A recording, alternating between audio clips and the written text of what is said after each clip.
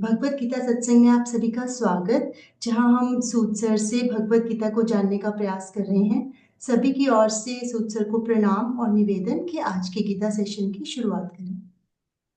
आशु जी, बहुत बहुत धन्यवाद आपको और बाकी सभी दर्शकों को, सुनने वालों को मेरी ओर से प्रणाम, चरण वंदना। आगे चलेंगे। चलिए, श्लोक नंबर 6 की बात हम कल कर रहे थे।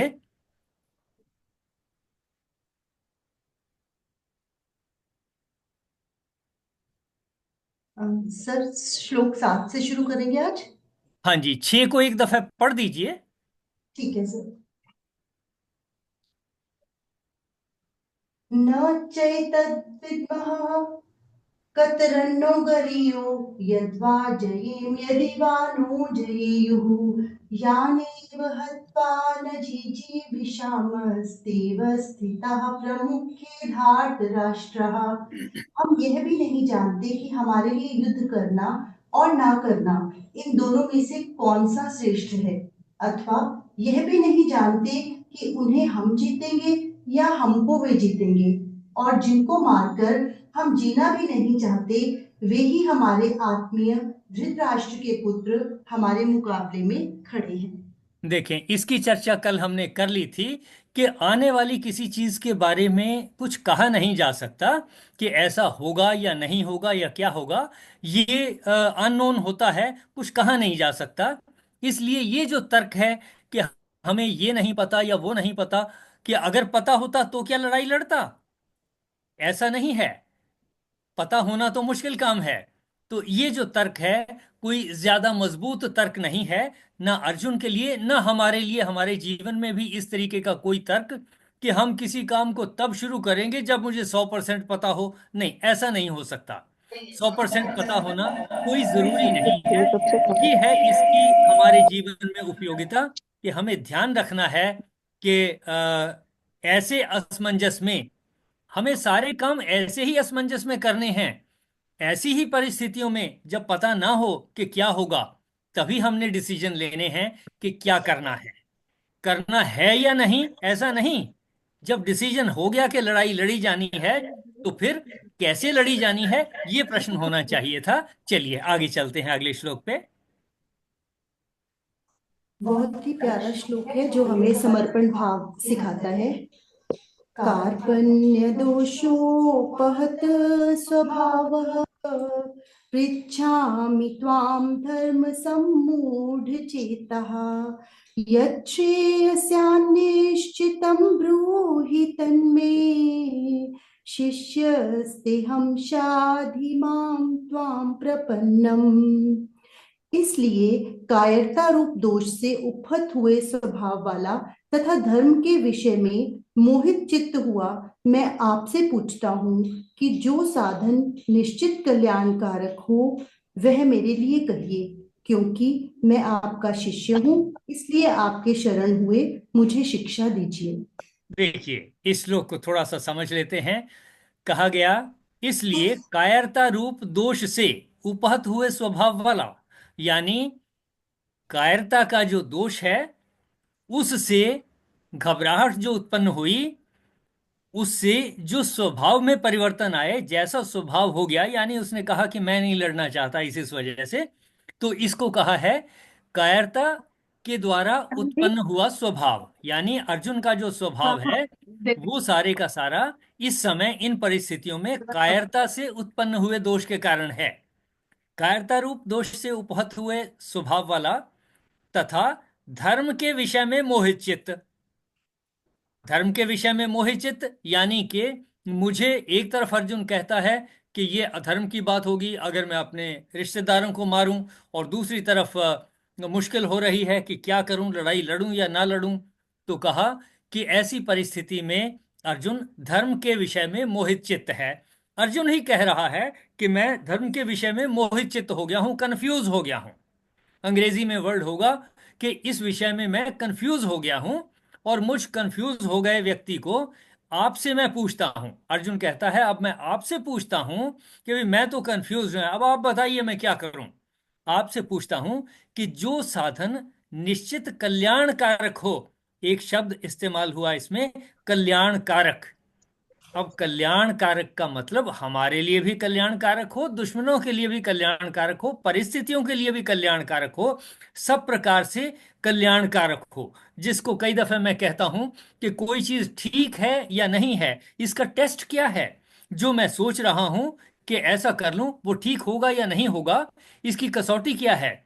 कि अगर वो चार टेस्ट पर खरा उतरे, कि किया जाने वाला काम या किया गया काम मेरे लिए भी हितकर है, परिवार के लिए हितकर है, समाज के लिए हितकर है, और वातावरण के लिए भी हितकर है। अगर चारों तरीके से, इसका सीक्वेंस कुछ भी हो सकता है, तो चारों तरीके से अगर किया गया और सोची गया काम हितकर होगा, तो वह डेफिनेटली ठीक होगा। तो अर्जुन ने यहां पूछा, मैं आपका शिष्य हूं, इसलिए आपके शरण हुए मुझको शिक्षा दीजिए। और इससे पहले कहा, आपसे पूछता हूं कि जो साधन निश्चित कल्याणकारक हो। तो ये कल्याणकारक के बारे में जो मेरी अंडरस्टैंडिंग है, वो ये चार पॉइंट के ऊपर कसौटी के तौर पे है।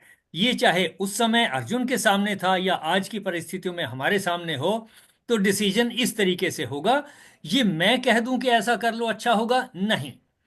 हम सब डिसाइड कर सकते हैं ये चतुर्मुखी कसौटी के ऊपर किसी भी सोच को, किसी विचार को, किसी प्रपोजल को, किसी किए गए काम को, कि जो पहले किया गया था वो ठीक था या नहीं था, और या किए जाने वाला काम ठीक होगा या नहीं होगा। इस चतुर्मुखी कसौटी पर कस के हम पता लगा सकते हैं। तो यहां अर्जुन ने पूछा, मैं आपसे पूछता हूं कि जो साधन निश्चित कल्याणकारक हो, वह मेरे लिए कहिए, क्योंकि मैं आपका शिष्य हूं। वो खुद ही कह रहा है, अर्जुन कह रहा है, मैं आपका शिष्य हूं, इसलिए आपके शरण हुए मुझको शिक्षा दीजिए, कि आप मुझे बताइए।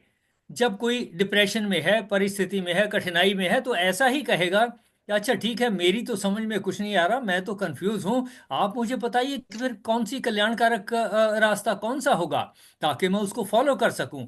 यही अर्जुन ने पूछा। देखें, इसमें आप में से किसी का कोई सुझाव?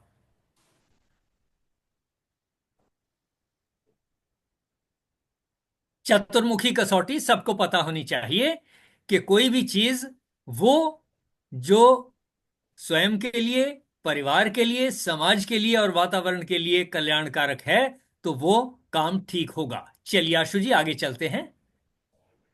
सर, और ये बिल्कुल ठीक है, जैसे कल हिमांशु जी ने भी बोला था कि कृष्ण जी थे अर्जुन के लिए, तो हमारे लिए कोई नहीं होता आसपास में। लेकिन बहुत बार ऐसे एक्सपीरियंस किया है कि जब भी ऐसे परेशान हो और हम परमात्मा के आगे समर्पण करते हैं, तो वो जरूर हमारे लिए कोई ना कोई हेल्प भेज देते हैं। ये बात आपने आशु जी बहुत ठीक कही, कि हम उन परिस्थितियों में भगवत गीता का सहारा ले सकते हैं, अपने और दोस्तों, मित्रों, भाई बंधुओं का सहारा ले सकते हैं। और इसके अलावा ये जो चतुर्मुखी कसौटी है, हम अपनी सोच को इस चार चतुर्मुखी कसौटी पे कसें, तो डेफिनेटली कोई ना कोई इलाज इन सब तरीकों से, कोई ना कोई ठीक, उचित रास्ता, कल्याणकारक रास्ता निकल आएगा। बहुत अच्छा। न हि प्रपश्यामि ममापनुद्यात् यच्छोकमुच्छोषणमिन्द्रियाणाम् अवाप्य भूमा वसपत्नमृद्धं राज्यं सुराणामपि चाधिपत्यम्। क्योंकि भूमि में निष्कंटक धन धान्य संपन्न राज्य को और देवताओं के स्वामी पने को प्राप्त होकर भी मैं उस उपाय को नहीं देखता हूं जो मेरी इंद्रियों के सुखाने वाले शोक को दूर कर सके। देखें, श्लोक को जरा बारीकी से समझना होगा। कहा, क्योंकि भूमि में निष्कंटक धन धान्य संपन्न, यानी अगर मेरे जीवन में कोई रुकावटें ना हो, निष्कंटक यानी कोई कांटे नहीं हैं, और धन धान्य संपन्न भी हो, ऐसा राज्य हो जिसमें कोई कांटे नहीं हैं, निष्कंटक है वो, और धन धान्य संपन्न हो, उस राज्य के मिल जाने से भी, और इसके अलावा देवताओं का स्वामी पना, यानी मैं देवताओं का भी राजा बन जाऊं, इंद्र बन जाऊं, या उनका भी स्वामी बन जाऊं, उनके स्वामी पने को भी प्राप्त कर लूं, तब भी क्या नहीं होगा? उस उपाय को नहीं देखता जो मेरी इंद्रियों के सुखाने वाले शोक को दूर कर सके। यानी कि शोक जो है, डिप्रेशन जो है, वो इंद्रियों को सुखा देता है। इंद्रियां क्या? देखें, आंख आंख ठीक से देख नहीं पाएगी। कान जो बात कही गई है उसको ठीक से सुन नहीं और समझ नहीं पाएंगे। नाक सांस लेना ठीक से संभव नहीं होगा, बीमारियां बढ़ेंगी। स्पर्श, स्पर्श को भी ठीक से महसूस नहीं कर पाएंगे। जो भी हमारी पांच इंद्रियां हैं, उन इंद्रियों, वो इंद्रियां सूखने लगेंगी। अगर हम डिप्रेशन में हैं तो हमारी इंद्रियां इनएक्टिव होनी शुरू हो जाएंगी, सूखने लगेंगी। ऐसा समझ में आता है। फिर से सुने जरा। क्योंकि भूमि में निष्कंटक धन धान्य संपन्न राज्य को, यानी मुझे राज्य मिल जाए जिसमें कोई कांटे नहीं हैं और धन धान्य से संपन्न भी है, और मैं देवताओं का स्वामी भी बन जाऊं, तब भी अगर मैं डिप्रेशन में हूं, तो डिप्रेशन से जो मेरी इंद्रियां सूख रही हैं, इनएक्टिव हो रही हैं, मुझे वो रास्ता चाहिए। मैं ऐसा कोई रास्ता नहीं देख रहा हूं जो मेरी इंद्रियों को सुखाने वाले शोक को दूर कर सके। यानी वो सीधा कह रहा है, मैं तो जी डिप्रेशन में हूं, मेरे इस डिप्रेशन का इलाज करिए। इसकी वजह से मेरी इंद्रियां, मेरे हाथ पैर, आंख नाक कान जो हैं, ये काम नहीं कर रहे हैं और मैं नहीं लड़ पाऊंगा, ऐसी बात कह रहा है। देखें, आपने किसी ने कुछ कहना हो,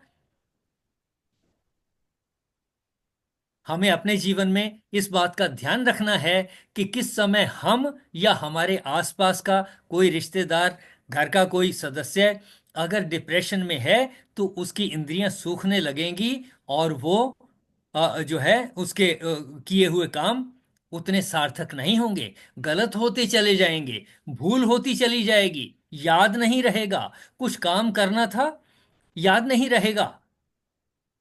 इससे जो है, घर में कई जरूरी चीजें हैं, कोई चीज आग गैस पे जला के रख दी, भूल गए। कहीं और पानी भरना था, भूल गए। टाइमली कुछ काम करना था, भूल गए, चूक गए। इस तरीके की चीजें कब होती हैं? जब इंद्रियां थोड़ी इनएक्टिव होती हैं, माइंड भी इनएक्टिव हो जाता है। यानी अगर कहीं किसी तरीके का डिप्रेशन है, तो उससे हमारी इंद्रियों के ऊपर असर पड़ता है, एडवर्स इफेक्ट होता है, वो इनएक्टिव होना शुरू होती हैं।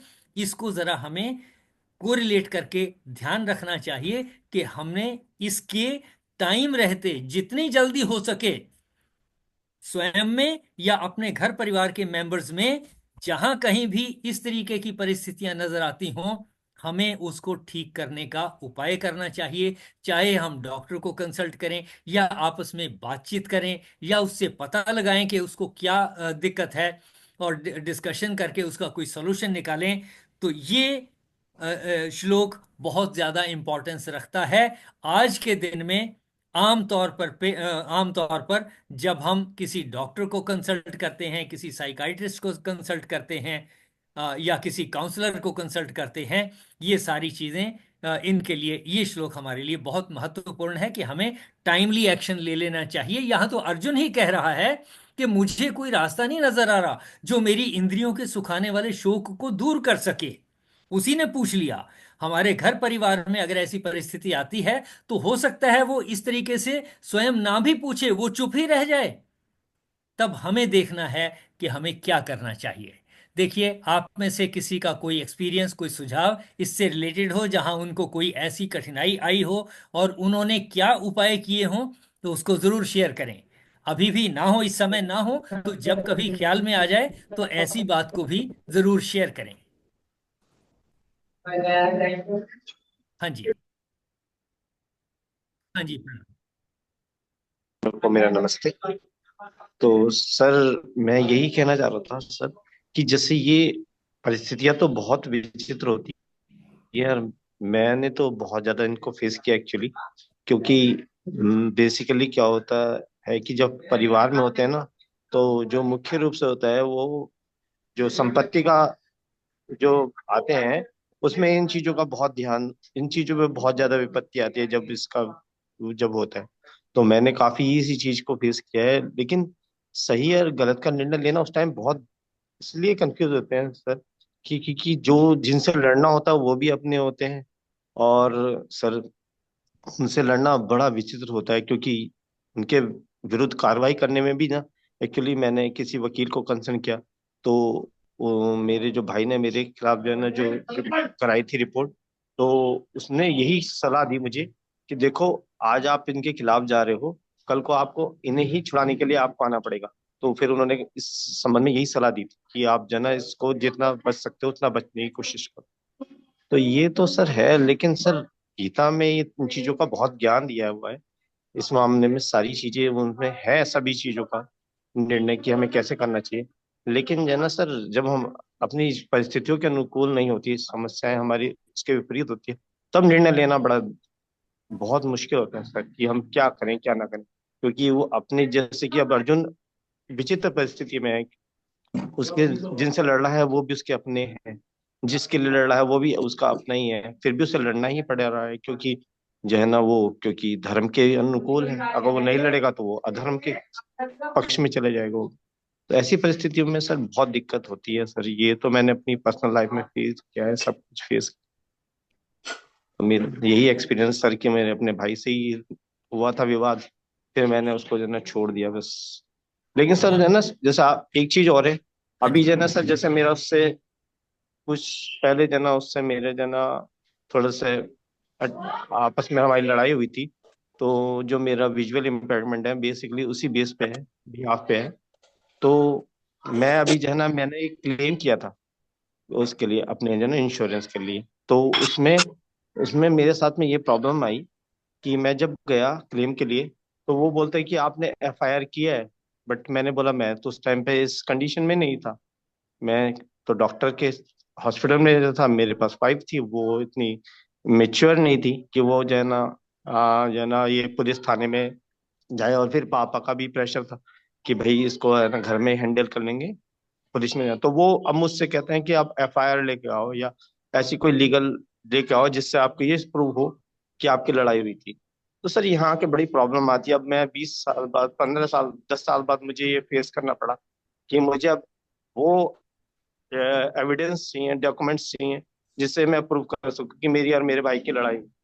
तब मुझे क्लेम मिल रहा है। तो इस करके सर बहुत सारी प्रॉब्लम्स ऐसी आती हैं जो समय के बाद हमें पता चलता है कि हम वो करते तो हमें ये वहाँ बेनिफिट मिलता है। अब वो चीजें बहुत सर लेट पता चलती हैं, तो वहाँ के हम जो है ना बड़ा कंफ्यूज होते हैं कि हम करना चाहिए था उस टाइम, नहीं करना चाहिए था। तो यही चीजें, परिस्थिति सर होती है सबके साथ में जी। तो मेरा तो सर यही एक्सपीरियंस। हाँ हिमांशु जी, आपने अपने लाइफ से रिलेटेड बातें शेयर की हैं। मैं इससे संबंधित अपने एक्सपीरियंस थोड़े से बहुत छोटे में शेयर करता हूं। ये उन लोगों के लिए सॉल्यूशन एप्लीकेबल है किसी हद तक जिनको पेंशन मिलती है। मुझे पेंशन मिलती है जैसे, ऐसे ही किसी और को भी, मान लीजिए पेंशनर है और हर महीने पेंशन आ जानी है, तब मैं कहता हूं अगर मेरी लड़ाई किसी से होती है, किसी ने मेरा कुछ पैसा लूट लिया, ज्यादा ले लिया, उधार ले लिया था, वापस नहीं कर रहा, किसी और तरीके से नुकसान कर दिया है, मुझे सोचना चाहिए कि भाई अगर मैं लड़ाई लड़ूं और मेरी सेहत खराब हो तो मेरे जीवन के दिन कम हो जाएंगे, मैं कम दिन जिंदा रहूंगा। और अगर मैं उस परेशानी को छोड़ करके सिर्फ अपनी सेहत पे ध्यान दे लूं, तो अगर एक दिन की लाइफ बढ़ गई तो एक दिन की पेंशन मेरे पास आ गई। जितने दिन नुकसान, जितना उसने नुकसान किया है, मैं अगर लाइफ बढ़ा लूं तो मेरी पेंशन से उसकी कंपनसेशन हो जाएगी। ये एक तरीका जो मैं अपनाता हूं और सोचता हूं जब मुझे कठिनाइयां आती हैं इस तरीके की। ये एक है, मैं ये नहीं कहता कि सबके लिए। लेकिन इसी तरीके से आप अगर बिजनेस करते हैं, आप सोच सकते हैं, कह सकते हैं अपने आप से कि कोई बात नहीं, मैं सेहत को ठीक रखता हूं, जितना नुकसान हुआ है मैं अपना और बिजनेस इंप्रूव करके उसको ठीक कर लूंगा और कमा लूंगा। और मुझे एक दफे एक और हमारे सीनियर होते थे, उन्होंने मुझे सलाह दी। कहने लगा, लोग दुकानों में काम करते हैं, बिजनेसमैन को पता है कि उसके एम्प्लॉय थोड़ा बहुत चोरी कर लेते हैं, चालाकी कर लेते हैं, कहता है वो उसके ऊपर कुछ एक्शन नहीं लेते। कहता है वो सोचता है, इस तरीके से सोचते हैं कि इसके ऊपर अगर मैं स्ट्रिक्ट होऊंगा तो बहुत थोड़ा पैसा बच पाएगा, मैं उसकी बजाय उसको छोड़ के अपने बिजनेस को, काम को आगे बढ़ाने के ऊपर अपनी एनर्जी अगर लगाऊंगा तो मैं ज्यादा पैसा कमा सकता हूं, और जो नुकसान किसी ने छोटा मोटा चोरी से किया है उसकी भरपाई हो जाएगी। तो मैंने इतनी जो बातें की, ये बातें की कि एक परिस्थिति में कोई पेंशनर है तो वो इस तरीके से सोच सकता है, दूसरी परिस्थिति में कोई बिजनेस वाला है तो इस तरीके से सोच सकता है, तीसरी और परिस्थितियों में भी हम अगर इस बात पे फोकस करें कि हम अपनी हेल्थ के ऊपर कोशिश करें, क्योंकि हेल्थ ठीक नहीं है तो इंद्रियां सूखने लगेंगी, फिर काम नहीं हो पाएंगे। तो इन श्लोकों से, पर्टिकुलरली इस श्लोक से हमें शिक्षा लेनी है कि हमें वो काम करने हैं जिससे मेरी इंद्रियां एक्टिव रहें, मैं चलता फिरता रहूं, एक्सरसाइज करता रहूं, बातचीत करता रहूं, अपनी तबीयत को खुश रखूं, और उन लोगों से बात करूं जो जो खुश हैं। साथ में एक और चीज मैं सजेस्ट करता हूं, मान लीजिए कोई डिस्कशन हो रही है जिसमें झगड़ेबाजी की बात हो रही है, झगड़ा बढ़ने की उम्मीद है, लगता है कि बढ़ जाएगी, ऐसी डिस्कशन को कम टाइम दो, उसकी डिस्कशन को लंबा मत खींचो। जहां पर सॉल्यूशन निकलने हैं उस डिस्कशन को लंबा करो, डिटेल में बात करो, ज्यादा बात करो, ऐसा मेरा सोचना है। तो ये जो श्लोक है, इससे पता चला कि भाई शोक अगर है तो हमारी इंद्रियां सूखेंगी, तो फिर हमें क्या करना चाहिए? हमें उस तरह की सोच बनानी चाहिए, उस तरह के काम करने चाहिए, उस तरह की डिस्कशन करनी चाहिए, किसी डिस्कशन को, अच्छी डिस्कशन को ज्यादा देर तक, और परेशानी वाली डिस्कशन को कम देर तक, कम टाइम में खत्म कर देना चाहिए, ताकि हमारी इंद्रियां एक्टिव रह सकें। देखें जरा, किसी हद तक क्या इन चीजों से हमें सॉल्यूशन मिलेंगे?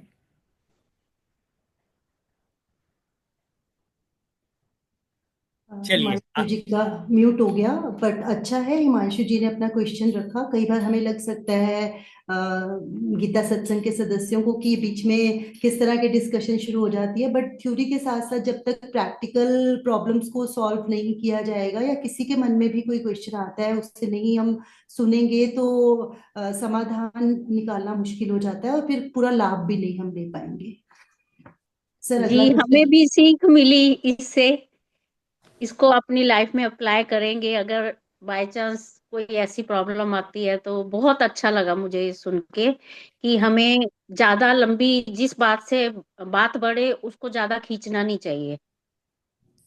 उसका उसका टाइम कम करना चाहिए, उसकी डिस्कशन को जल्दी खत्म करना चाहिए। उस डिस्कशन को जल्दी खत्म करना चाहिए। बहुत अच्छा लगा मुझे ये सुन के, और हम अपने लाइफ में इसको अप्लाई करेंगे। बहुत अच्छा, बहुत अच्छा।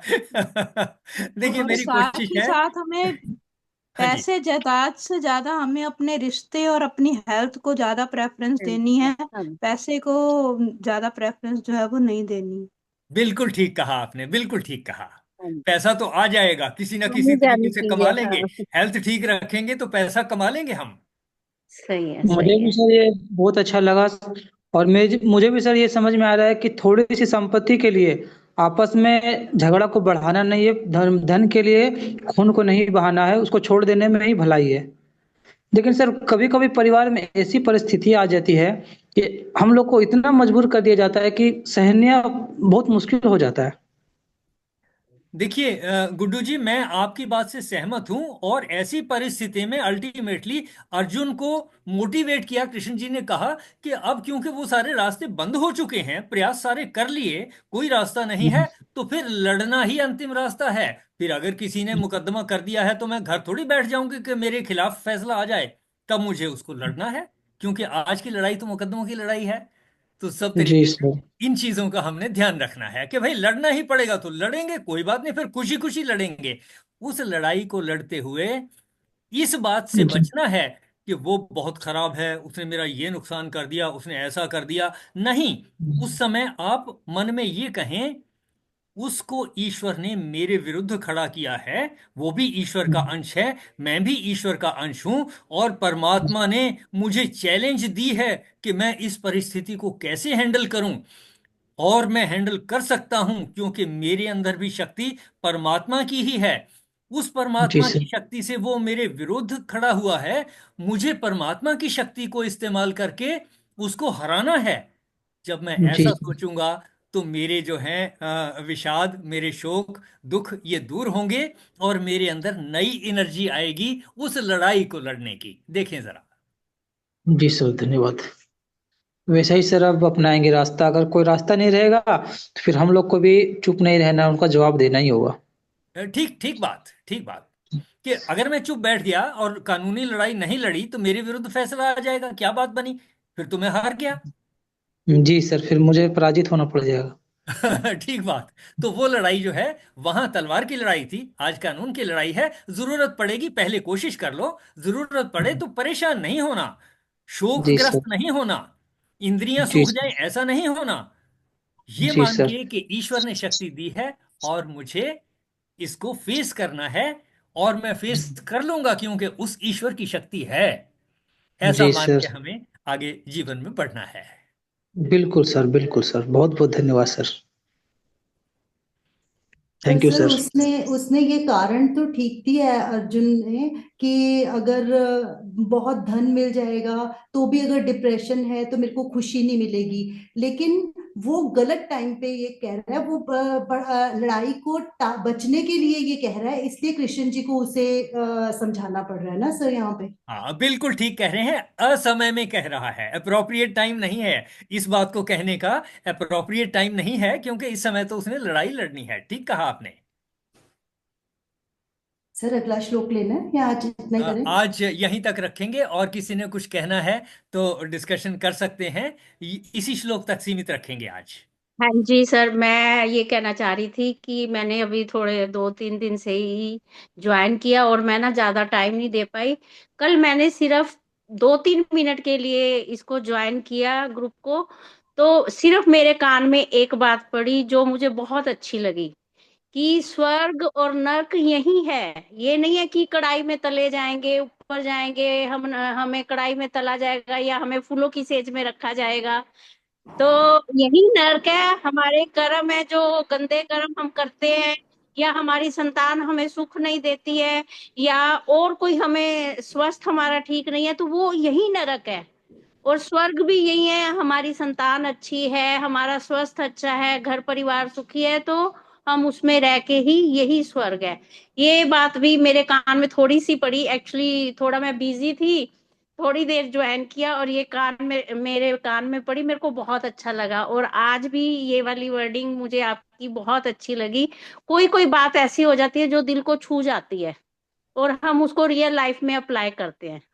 देखिए, हरिओम मेरे जी। मेरे लिए इससे ज्यादा खुशी की क्या बात हो सकती है कि मेरी सोच से कहीं ना कहीं मोटिवेशन अगर आपको या औरों को भी जितनी भी चाहे थोड़ी सी भी मोटिवेशन मिलती है तो मेरा जीवन सफल हुआ, धन्य हुआ। धन्यवाद सर जी। चलिए फिर इसी के साथ आज समापन की ओर बढ़ेंगे। ठीक।